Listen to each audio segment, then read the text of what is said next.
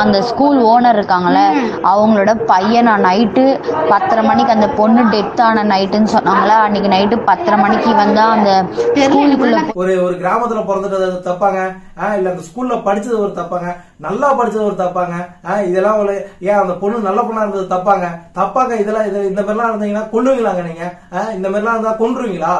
ஏங்க அந்த பொண்ணு இறக்கும் போது நம்ம என்ன சாவ போறோம் தெரியுமாங்க? அதுக்கு அந்த குழந்தைக்கு தெரியுமாங்க என் பொண்ணு இறந்திருந்தா நான் வந்து நிக்க மாட்டேனா, என் அக்கா இருந்திருந்தா நான் வந்து நிக்க மாட்டேனா, என் தங்கச்சி இருந்திருந்தா நான் வந்து நிக்க மாட்டேனா அப்படின்ற ஒரு தன்னால வந்த கூட்டம். ஏன் அது இருக்கட்டுங்க, உங்க பொண்ணு ஒரு 10 மணிக்கு மேல வந்ததுன்னா எத்தனை வாட்டிங்க போன் அடிக்கிறீங்க? எதுக்குங்க அடிக்கிறீங்க? அத்தனை வாட்டி எதுக்குங்க அடிக்கணும்? ஒரு பயம் கண்டிப்பா இருக்கிறதாங்க. அந்த பயம் தானே, அந்த பயம் தாங்க இருக்குங்க இந்த நாட்டுல. ஸ்ரீமதின்றவங்க யாருன்றது ஃபர்ஸ்ட் தெளிவா தெரிஞ்சுக்கணும். தெளிவா கொஞ்சம் சொல்லுங்களா? ஆக்சுவலி ஸ்ரீமதின்னு பாத்தீங்கன்னாக்க பெரிய நசுலன் இருக்குல்ல, ஆமா, அந்த பெரிய நசுலன்ற ஊர் தான் அவங்க. அவங்க பாத்தீங்கன்னா 6வதுல இருந்து 11வது வரைக்கும் அந்த சக்தி ஸ்கூல்ல தான் படிச்சிருக்காங்க. அங்கதான் படிச்சிருக்காங்க. 6வதுல இருந்து 11வது வரைக்கும் சக்தி ஸ்கூல்ன்றதெல்லாம் படிச்சிருக்காங்க. ஓகேங்களா? சக்தி ஸ்கூல்ல எப்ப பாஸ் அவுட்னா பாத்தீங்கன்னா 11வது முடிச்சிட்டு தான் அவங்க வெளி ஸ்கூலுக்கு ட்ரை பண்ணிருக்காங்க. ஓகேங்களா? வெளி ஸ்கூலுக்கு அவங்க ட்ரை பண்ணிருக்காங்க.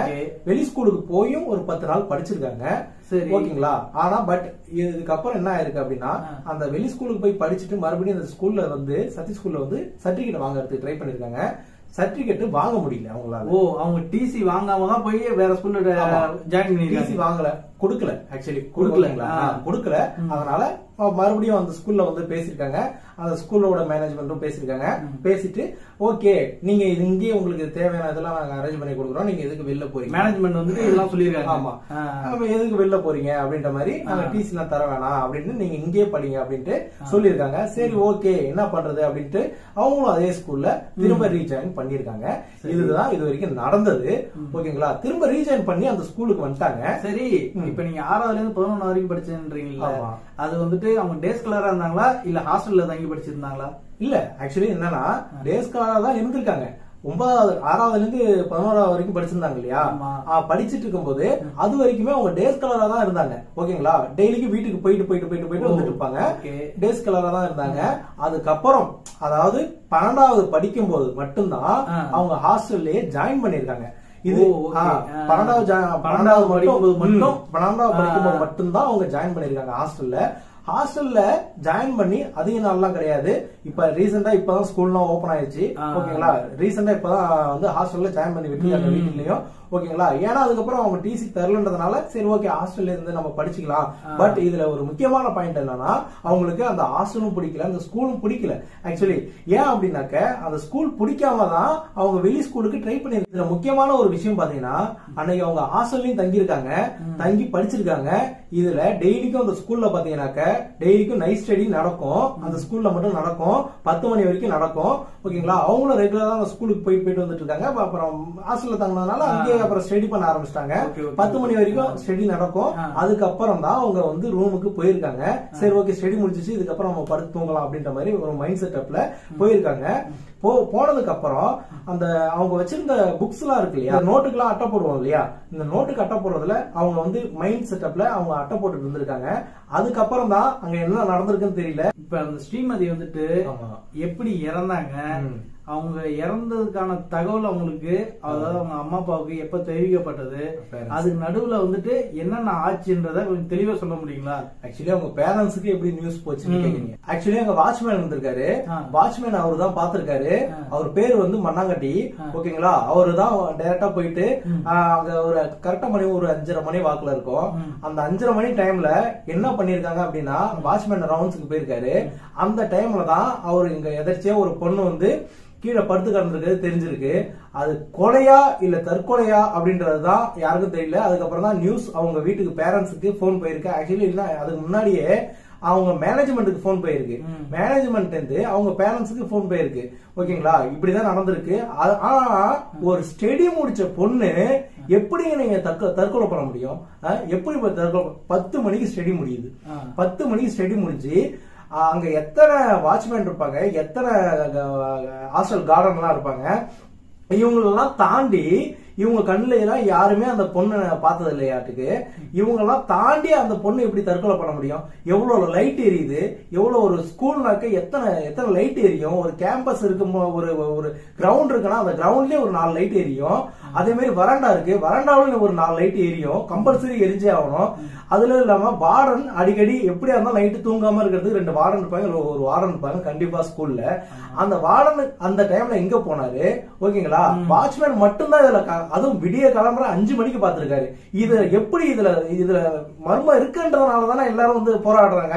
ஆனா அது வரைக்கும் யாரு கண்ணிலே அவங்க படலங்க. அது எப்படிங்க படமா இருக்க முடியும்? அதுதான் இங்க கேள்வியே வருது. அது எப்படி படமா இருக்க முடியும்? ஏன் அங்க ஒரு சிசிடிவி ஃபுட்டேஜ் இல்லையா? அங்க ஒரு ஸ்கூல் இருக்குல்ல, ஒரு ஸ்கூல்ல ஒரு சிசிடிவி ஃபுட்டேஜ் இல்லனாக்க அது எப்படிங்க அது ஸ்கூலா இருக்க முடியும்? ஒரு பிரைவேட் ஸ்கூல்ல ஒரு நார்மலாவே வந்துட்டு ஒரு ஹாஸ்டல் எடுத்துட்டாலே ஒரு வாட்ச்மேன் வந்துட்டு நைட் ரவுண்ட்ஸ்லயே இருந்துட்டு கண்டிப்பா இருக்கணுங்க. ஒரு ஸ்கூல்லா இருக்கணுங்க. அதாவது வந்துட்டு உமன்ஸ் போது பாத்தீங்கன்னா கம்பல்சரி இருந்தே ஆகணும். உமன்ஸ் ஹாஸ்டலா இருந்தாலும் சரி, உமன்ஸ் ஸ்கூலா இருந்தாலும் சரி, எதிரியா இருந்தாலும் ஒரு சிசிடிவி ஃபுட்டேஜ் இருக்கணும். கண்டிப்பா இருந்துதான் ஆகணும். அங்க 10 லைட் 5 லைட் எரிஞ்சுதான் ஆகணும். இதெல்லாம் வந்து உமன்ஸுக்கான இருக்கிற பேசிக் அடிப்படை ஒரு விஷயங்க.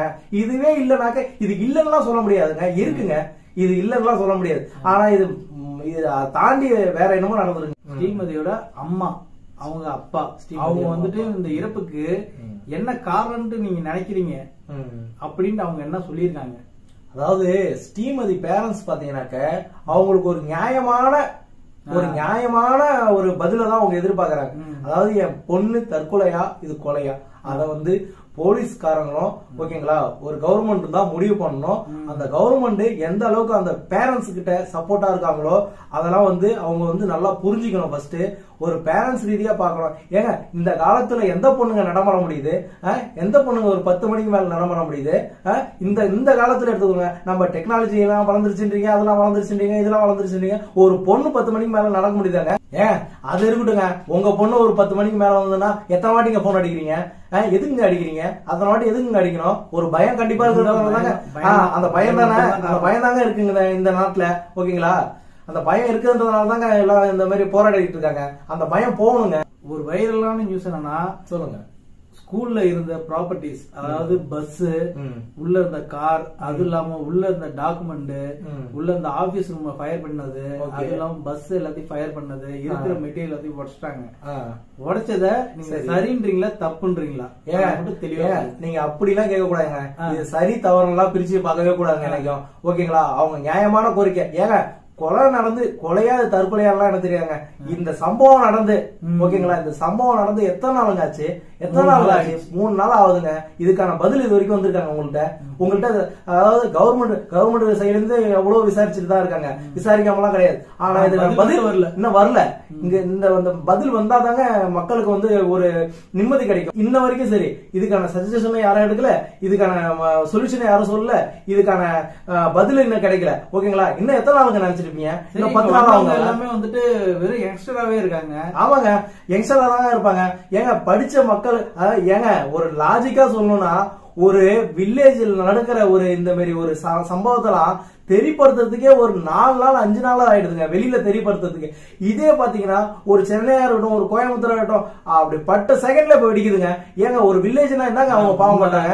ஒரு வில்லேஜ் மட்டும் என்னங்க கஷ்டப்பட்டாங்க? சொல்ல போனா சென்னையோ கோயம்புத்தூரோ இல்ல வந்துட்டு கேரளாவோ ஆந்திராவோ இது மாதிரி முக்கியமான ஸ்டேட் எல்லாத்தையும் எடுத்துட்டாலும் சரி, முக்கியமான டிஸ்ட்ரிக்ட் எடுத்துட்டாலும் சரி, ஒரு விஷயம் ரீச் ஆகும்னா அப்படின்ற சைடுல போதுங்க. ஆனா ஏன் கிராமத்துல வரது மட்டும் ஏன் வர மாட்டேது? அவ்வளவு லேட் ஆகுதுங்க. 3 நாள் ஆகுது, இது வரைக்கும் ரிசல்ட் வரல. இதெல்லாம் நீங்க கேட்க மாட்டீங்களாங்க? இத்தனை பேர் அங்க வந்து வேலை வெட்டி நினைச்சிருக்கீங்க. இத்தனை பேர் வேலை வெட்டி இல்லாம அங்க வந்து நின்றுட்டு இருக்காங்க. ஆனா இது நல்ல விஷயம் நினைச்சிருக்கீங்க. நம்ம அடுத்த தலைமுறைக்கான ஜெனரேஷன் இருக்கு பாத்தீங்களா, அந்த ஜெனரேஷன் வந்துட்டு இப்ப யங்ஸ்டரா வந்து நின்று இருக்காங்க. அந்த படிச்ச பசங்க எல்லாமே அவங்களோட நாலேஜுக்கு இந்த இதை நான் வெளில கொண்டு வரணும்ட்டு டிவில வந்துட்டு ஒரு இது கிடையாது, நியூஸ் கிடையாது. அதே மாதிரி நியூஸ்ல வந்துட்டு சரியான ரெஸ்பான்ஸ் இல்லைங்க, எதுலயுமே இல்ல. ஆனா இந்த பசங்க மட்டும்தான் அப்பையில இருந்து இந்த யூடியூப், இந்த பேஸ்புக், இன்ஸ்டாகிராம் இதே மாதிரி போட்டுதான் பிரச்சனை இருக்குன்றது இருந்தே ஆகணும். வெளியில தெரியறதுக்கு 3 நாள் ஆயிடுச்சு.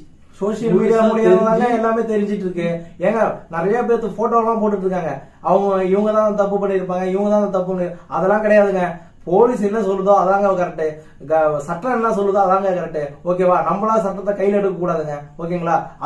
அது வன்முறையா இருந்தாலும் சரி, இல்ல அது கொலையா இருந்தாலும் சரி, தற்கொலையா இருந்தாலும் சரி, சட்டத்தை நம்ம என்னைக்கும் கையில எடுக்க கூடாதுங்க. ஆனா அதே சட்டம் அதே வந்து ஒரு டிவி சேனலோ ஒரு நியூஸ் பேப்பரோ எதுல போட்டாலும் சரிங்க, அதை நம்ம எல்லாரும் போராடுங்க, போராடாம இருக்காதீங்க. அந்த பொண்ணுக்கான நீதி வேணுங்க, நியாயம் வேணுங்க. அதை மட்டும் தாங்க நான் சொல்லுவேன். அந்த பொண்ணு என்னங்க ஒரு கிராமத்துல பிறந்துட்டு தப்பாங்க, இல்ல அந்த ஸ்கூல்ல படிச்சது ஒரு தப்பாங்க, நல்லா படிச்சது ஒரு தப்பாங்க, இதெல்லாம் ஏன் அந்த பொண்ணு நல்ல பொண்ணா இருந்தது தப்பாங்க. இதெல்லாம் இந்த மாதிரிலாம் இருந்தீங்கன்னா கொல்லுவீங்களாங்க நீங்க? இந்த மாதிரிலாம் இருந்தா கொன்றுவீங்களா? இப்ப கொடுக்கணுங்க சிசிடிவி ஃபுட்டேஜ், அந்த ஸ்கூல்ல என்ன நடந்திருக்குன்னு எல்லாத்துக்கும் தெரிவிக்கணும். எல்லாத்தையும் அந்த சிசிடிவி ஃபுட்டேஜ்ல தாங்க எல்லாமே இருக்கும். ஓகேங்களா? அந்த சிசிடிவி ஃபுட்டேஜ் ஆதாரத்துல இப்ப அழிஞ்சிட்டுச்சு அப்படின்னு சொன்னாலும் சரி, இல்ல அதுக்கு முன்னாடி கொடுக்க மறுத்திருந்தாலும் சரி, அது எதா இருந்தாலும் காவல்துறையும் கோர்ட்டு தான் முடிவு பண்ணும். ஓகேங்களா? இதெல்லாம் இருக்கட்டுங்க. அந்த பொண்ணு சாகும் போது என்னங்க நினைச்சிட்டு செத்துருக்கோம்? அதனுடைய கனவு என்னங்க இருந்திருக்கும்? நம்ம ஒரு டாக்டர் ஆகலாம், இல்ல ஒரு இன்ஜினியர் ஆகலாம், இல்ல ஒரு வக்கீல் ஆகலாம். ஏதாவது ஒரு கனவோட தாங்க அது வாழ்ந்திருக்கும். இல்ல அவங்க குடும்பத்தை எவ்வளவு ஒரு தாங்கலான்னு ஒரு நம்பிக்கையோட தாங்க வாழ்ந்திருக்கும். அவங்க அம்மா அப்பா எவ்வளவு கஷ்டப்படுறாங்கன்னு அந்த குழந்தை பாத்துருக்காங்க. அது படிச்சு பாஸ் ஆகி ஒரு நல்ல மார்க் எடுத்து ஒரு நல்ல வேலைக்கு போகணும் தாங்க அதை நினைச்சிருக்கோம். அந்த பிஞ்சை வந்து ஒரு கொலையா தற்கொலையான்ற ஒரு முடிவுக்கு கொண்டு போனது யாருங்க? இந்த மாதிரிலாம் ஒரு பண்றதுக்காக இதெல்லாம் நீங்க சீக்கிரமா தீர்வு எடுத்து அந்த குடும்பத்துக்கும் அந்த பொண்ணுக்கும் நீதி வழங்கி ஆகணுங்க. ஓகேவா? அந்த பொண்ணுக்கு நியாயம் கிடைக்கணுங்க. எல்லாரும் சேர்ந்து போராடினாதாங்க உண்டு.